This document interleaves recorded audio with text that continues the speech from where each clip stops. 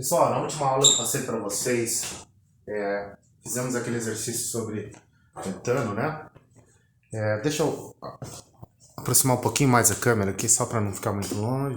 Acho que fica muito ruim a leitura, né? Deixa eu aproximar mais aqui, que melhorou, né? Então, 1 mol de metano, 1 mol, temperatura de 286,5 Kelvin, pressão 1,16 megapascal, né? Que eu disse para vocês que a gente transforma sempre em pascal, tá? 1,16 vezes 10 a menos 6. Então, para a equação do gás ideal, nós tínhamos calculado já, né? E deu, o volume deu, então aqui nós deveríamos calcular o volume. O volume foi 0,02 metro cúbico, né? Lembrando que a equação do gás ideal já dá o volume direto, porque a equação é P vezes V igual a M vezes RU vezes T. Tá? Então, fizemos essa equação, chegamos a esse valor, né? Depois, equação de Van der Waals. E aí eu calculei para vocês as constantes, né? Relembrando. Então, primeiro, né? Equação de Van der Waals é pressão menos A dividido pelo volume específico molar. Então, por isso que tem a barra aqui, tá? Vezes o volume específico molar menos a constante B igual a constante universal dos gases vezes temperatura. E aí a questão aqui daí nós calculamos, né? Quanto era a constante A? Nós calculamos para... lembram que eu mostrei para vocês, né? 67 sobre 24 vezes constante universal ao quadrado, temperatura crítica ao quadrado, pressão crítica. Isso aqui nós pegamos da tabela, esse valor deu 0,22932. É sempre uma unidade de volume dividido por mol, porque isso aqui é volume específico molar, né? Isso aqui é elevado ao quadrado, essa que é a unidade. No caso, a constante B é 1 sobre 8.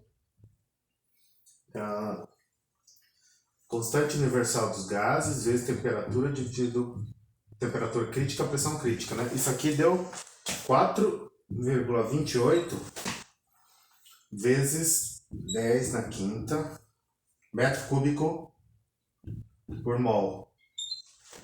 Vejam que aqui é metro cúbico por mol elevado ao quadrado, porque o A está sendo dividido pelo volume ao quadrado, e aqui não, aqui ele está subtraindo, o volume está sendo subtraído pelo B, então o B tem próprias unidades de volume específico molar. O problema é o seguinte, como é que a gente vai resolver essa equação aqui, pessoal? Vejam só, eu tenho um volume ao quadrado aqui e outro volume aqui.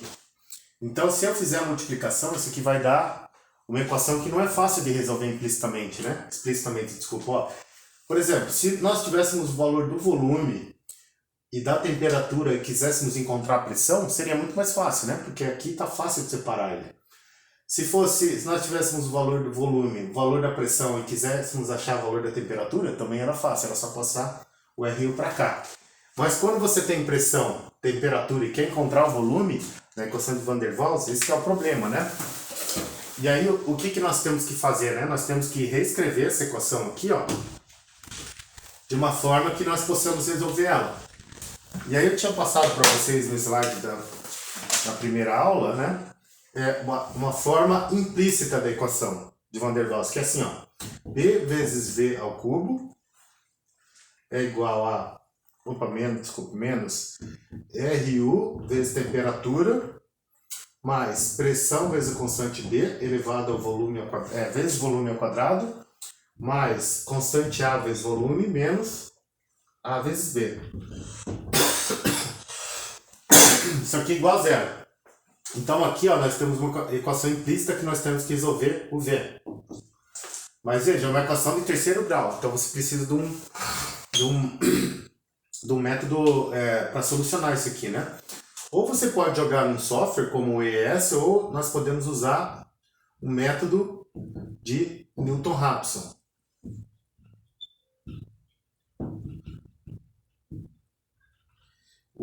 método de Newton-Raphson, ele resolve equações não lineares, né? Por sucessivas iterações. Então, nesse caso aqui, ó, pressão nós temos, RU nós temos, temperatura nós temos, pressão, constante B nós temos, constante A e B. Então, substituindo, ó, eu fiz aqui para vocês, só para vocês terem um número. Então, essa equação nós podemos escrever como sendo 1,16. Então, vamos colocar aqui, ó, a nossa equação em função do volume. Ela é igual a essa equação aqui, né? Então, substituindo pressão, deu 1,16 vezes 10 a menos 6, vezes volume específico molar elevado ao cubo, menos 2.332,3 vezes volume ao quadrado, mais 0,22932 vezes volume, menos 9,48 vezes 10 a menos 6 é igual a zero. Então, quando nós encontrarmos o valor do volume específico e substituirmos aqui, o que vai acontecer? FV igual a zero, né? Porque é a raiz da equação. E como é que o método do Newton-Raphson ele acha a solução? Ó? Ele trabalha através de iterações, né? Então, para eu achar o valor da iteração n mais 1, eu tenho que saber o valor do volume na iteração n e subtrair pelo valor da função, ó, f de v, na iteração n, dividido pela derivada, f de linha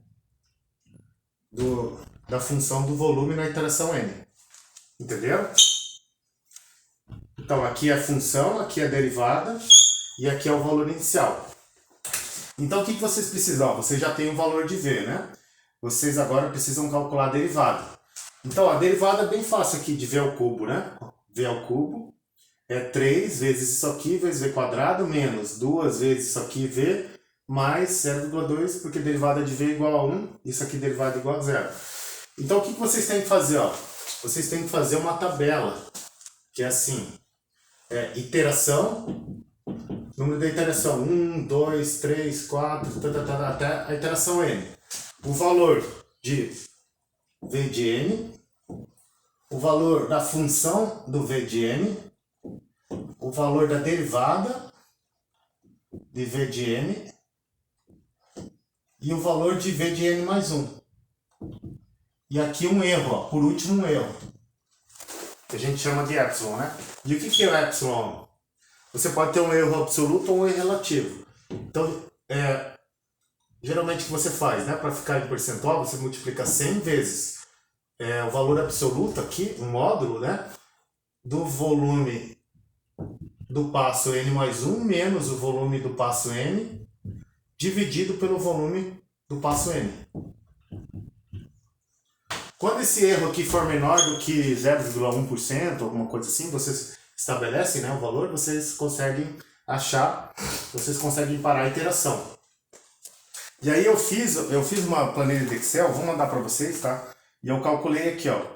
Ele resolveu em 5 iterações para mim. O valor de 5, ele deu 0,01904. Tá? Então, o Newton-Raphson você já conhece. E aí eu pedi para vocês, ó, qual que é a diferença percentual entre esse valor e do gás ideal. Outra coisa que é importante também, como é que vocês fazem um chute inicial para começar esse valor, né? Porque da iteração 1, qual que é o valor do Vn? Porque vocês precisam calcular, aqui vocês conseguem calcular só se vocês tiverem o valor do volume.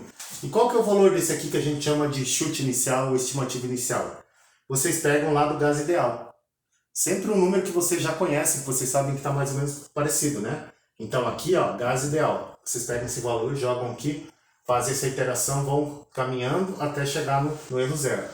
E aí, qual que é essa relação aqui? Gás ideal dividido pelo resultado de Van der Waals, né? Então o gás ideal deu 0,02 e o Van der Waals deu 0,0194. Essa diferença aqui, pessoal, deu aproximadamente 5%. Então não é uma diferença muito grande, né? Porque vejam, essa pressão aqui, 1,16, ela é aproximadamente 25% da pressão crítica. A pressão crítica do metano, ela é mais ou menos 4,40. Então quanto maior essa pressão, maior vai ser esse erro aqui. Tá vendo? Por isso que é importante vocês saberem quando vocês podem usar a equação do gás ideal e quando não podem.